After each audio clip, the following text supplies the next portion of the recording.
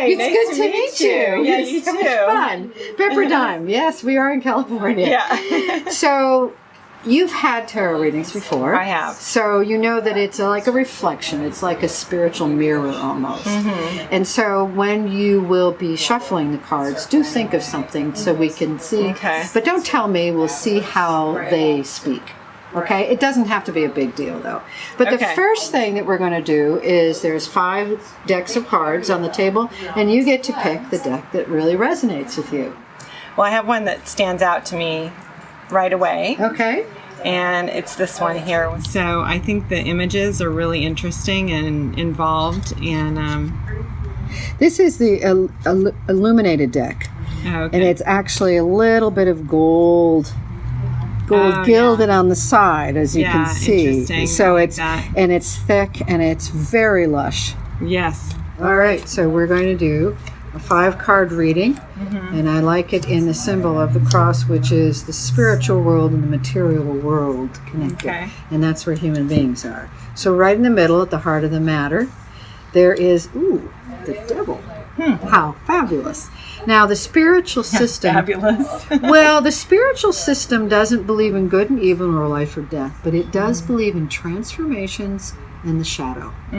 So what you have here is there's some kind of fear or shadow that's nudging you. Yeah. Some kind of worry, some kind of a false belief that appears real. Now, fear is an earth-bound event. It's a human thing. It's not spiritual. We don't have anything to worry about spiritually. But we don't want to run with the buffalo or put our hand in the fire. Right? It's important. So, but it's a trickster. And it can be befriended so it does not run your life. And the root is the Queen of Cups. Now, the Queen of Cups, it's reversed, is absolutely comfortable in your feeling, in your emotion, even if it's fear, being comfortable with worry, being comfortable with anger, being comfortable with your love. It's upside down in the root, so you're not comfortable. That could be what that means. Yeah. You're not comfortable. You can claim comfort as long as you let those feelings go all the way through you. Yeah, that's true. You know, it takes sitting and being uncomfortable. That's what it is. That's true. The highest point is the King of Cups, which is a wonderful polarity. Because my daughter got those too. Yes, well, she got the King of a different king. Oh, different king. Yeah, Okay. but Pentacles, but she did the Queen. Okay. So, the King of Cups says, you've mastered your feelings. You have made friends with them. And maybe there's a feeling that you made friends. After this? Well, it doesn't necessarily do a time because it is like a selfie. So the possibilities is that you feel comfortable with that. This is satisfaction. This is mastery. Okay. So Now- through this process, I might master Exactly. the situation. Okay. Master the that's good. feeling. That's Now, right. the thing about the kings, though, is so they want to learn something new, they have to get off the throne and off their ass and actually learn something. So there might be something you have to leave behind, a belief system, for instance, in order to move forward. Okay. This is an influence of the past, and this is the moon Yes. upside down. So you might have had a dream that you didn't pursue.